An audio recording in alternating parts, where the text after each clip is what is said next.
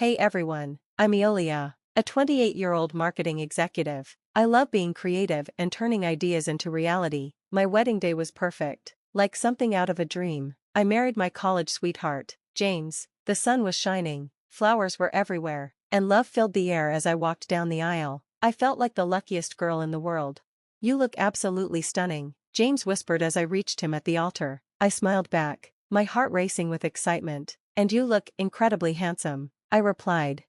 The ceremony was beautiful, but I noticed James's father, Richard, sitting in the front row with a serious look on his face. He's always been a bit intense. At the reception, my best friend and maid of honor, Lisa, pulled me aside. "Girl, you did it. I'm so happy for you," she said. "Thanks, Lisa, I couldn't have done it without you," I replied, hugging her. As we mingled with the guests, I overheard Richard's golf buddies, Tom and Mike, making some inappropriate jokes. "Hey James, better enjoy the honeymoon while you can. It's all downhill from here," Tom joked, laughing and nudging Mike. I rolled my eyes, trying to ignore them, but James squeezed my hand to reassure me. Later, I noticed James's mom, Eleanor, hovering around Richard, always seeking his approval. It was a little unsettling to see how she listened to him for every little thing. "Eleanor, dear, get me another drink," Richard ordered. "Of course, honey, right away," she replied quietly. The best part of the reception came when my boss, Victoria, walked over to us with a gift. "Iulia, James, congratulations. I have a little something for you," she said, handing us an envelope. We opened it and were shocked. "Tickets to Bali." "Victoria, this is too much," I exclaimed. "Nonsense, you two deserve it. Go plan your dream honeymoon," she insisted with a smile.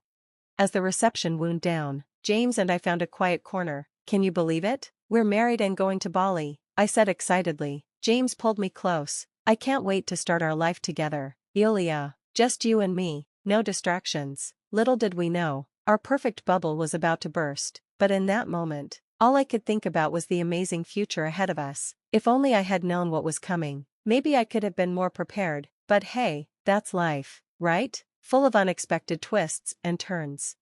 As we said goodbye to our guests and got ready to leave for our temporary apartment, I couldn't shake the feeling that something was off. Maybe it was the way Richard kept looking at us or how Tom and Mike were whispering and laughing in the corner. But I pushed those thoughts aside. Nothing could ruin this perfect day, or so I thought. 2 days before our big trip, I was rushing around our apartment, checking things off my packing list. "James, honey, have you seen the Bali tickets? I want to put them in my carry-on." James looked up from his laptop, frowning. "I thought you had them." We tore the apartment apart, searching every drawer, every pocket. Nothing. Panic started to set in. "Maybe we left them at your parents' place?" I suggested, trying to stay calm. James nodded and called them. "Mom, it's James. Have you seen our honeymoon tickets?" I watched his face change as he listened, and my stomach dropped. "He did what?" James exploded. "Put him on the phone now." James paced the room, his face turning red. "Dad, tell me you didn't take our honeymoon tickets to Bali." I could hear Richard's loud voice through the phone. "Don't be dramatic. I deserve a vacation after paying for your big wedding. The boys and I needed a getaway." "Those were our tickets. Our honeymoon," James shouted. "Oh please, you can go anytime. I had a small window with the guys. You'll understand when you're older," Richard replied. James looked at me, his eyes filled with anger and guilt. "Dad, you need to come back. This isn't right." "Don't be silly, we're already here. Make other plans. I'll bring you back a souvenir." The call ended, and James stood there, holding the phone, looking lost. "I can't believe he did this," I whispered, tears starting to fill my eyes. James pulled me into a hug. "I'm so sorry, Iulia. I don't know what to say." I pulled away, wiping my eyes. "What are we going to do?" James sighed. "I don't know, maybe we can book something else," but I could see the conflict in his eyes. He was angry, but not as angry as I was. The next day at work, I was still upset. As I passed Victoria's office, I overheard her on the phone. "Yes, the deal's off. Richard's company has been causing us nothing but trouble. I'm starting to wonder if they're playing by the rules at all." I froze. "Richard's company, James's family business?" Victoria spotted me. "Iulia, is everything okay?" I forced a smile. "I'm fine, just some honeymoon stress." Victoria gave me a sympathetic look. "Oh, sweetie, is there anything I can do?" I shook my head, though my mind was racing. What was going on with Richard's company?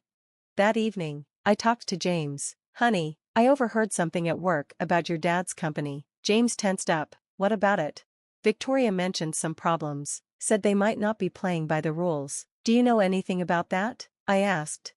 James ran his hand through his hair. Dad's always been creative with business, but I'm sure it's nothing serious. But I could see doubt in his eyes. This was bigger than the stolen tickets, much bigger.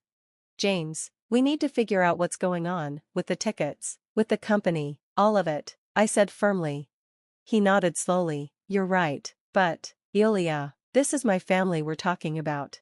I took his hand. I know, but we're family now too, and something isn't right here. As we sat together, planning our next move, I couldn't shake the feeling that our perfect life was about to get a lot more complicated, but I was ready to face it. No one messes with my honeymoon and gets away with it. With our honeymoon plans ruined, James and I tried to make the best of our time off, but the more we looked into Richard's behavior, the worse things seemed. We decided to visit Eleanor, hoping she might help. As we sat in her living room, she broke down, crying. I'm so sorry about your tickets, she sobbed. Richard, he's always been like this, controlling everything, especially the money. I reached out to hold her hand. Eleanor, has he always treated you this way? She nodded, tears streaming down her face. 4 years. He makes me feel so small, like I can't do anything right. James looked shocked. Mom, why didn't you ever say anything? I was afraid, she whispered. He threatened to leave me with nothing if I ever spoke up. My heart broke for her. This was worse than we thought. Later that week, my friend Lisa called, sounding upset. Iulia, I don't know how to tell you this, but I overheard something at the country club. What is it, Lisa? Richard's been telling people you're a gold digger, that you're only with James for his money. I felt like I'd been punched in the gut. He said what? I asked, shocked. I'm so sorry, Iulia. I know it's not true, Lisa said. I confronted him, but he just laughed it off. I was furious. Thanks for telling me, Lisa. We'll handle this.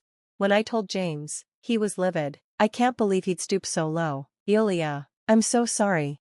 But the final straw came when James decided to dig into the family business finances. He spent hours looking through documents, growing paler by the minute. Iulia, he said, his voice shaking, my dad's been embezzling from the company for years.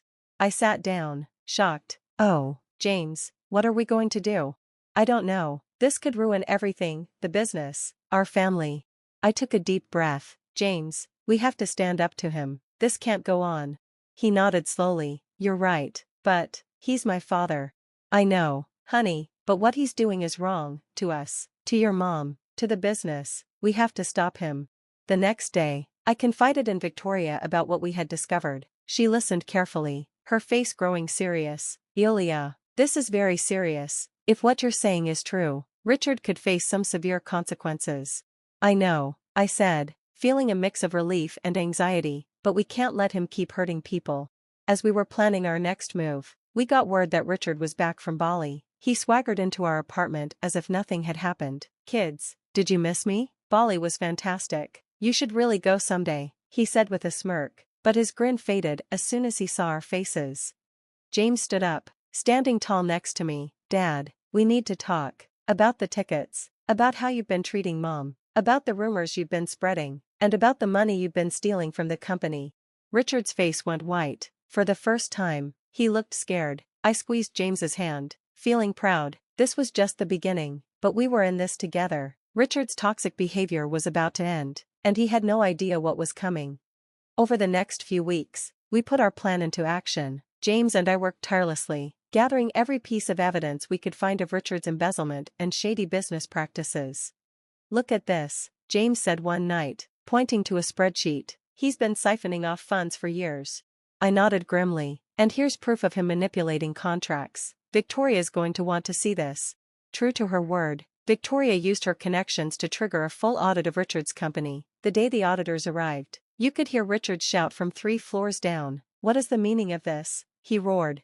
But it was Eleanor who delivered the final blow. With our support, she finally found the courage to file for divorce. I've frozen all our joint accounts, she told us, her voice shaking but determined. He won't be able to touch a penny.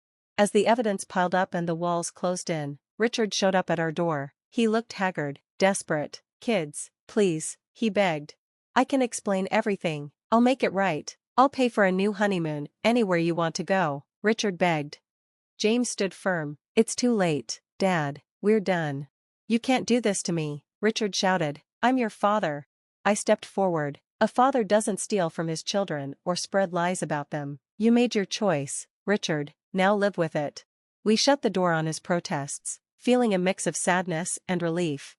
The next few months were a whirlwind. Richard faced multiple fraud charges, and his business empire started to crumble. Tom and Mike, his golf buddies who'd enjoyed our stolen honeymoon, distanced themselves quickly. I always knew there was something off about Richard, Tom claimed, conveniently forgetting his part in it all. Eleanor, free from Richard's control, began to thrive. She started volunteering at a women's shelter, helping others escape toxic relationships. I feel like I can breathe for the first time in years, she told us over dinner one night.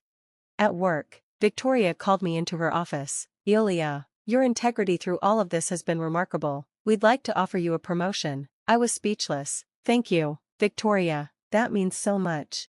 Finally, almost a year after our wedding, James and I got our honeymoon. As we sat on a beach in Bali, watching the sunset, I reflected on everything we'd been through. You know, James said, squeezing my hand, I think we're stronger now than we ever would have been if things had gone smoothly. I nodded, leaning into him. We've learned a lot about standing up for ourselves and not letting toxic people control our lives. To us, James said, raising his glass, and to cutting out the poison and embracing the good.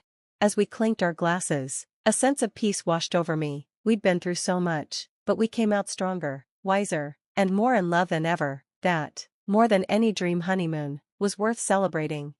If you were in my shoes, would you have given Richard a second chance after he apologized and offered to pay for a new honeymoon? Or do you think cutting toxic family members out of your life completely is the right move, no matter what?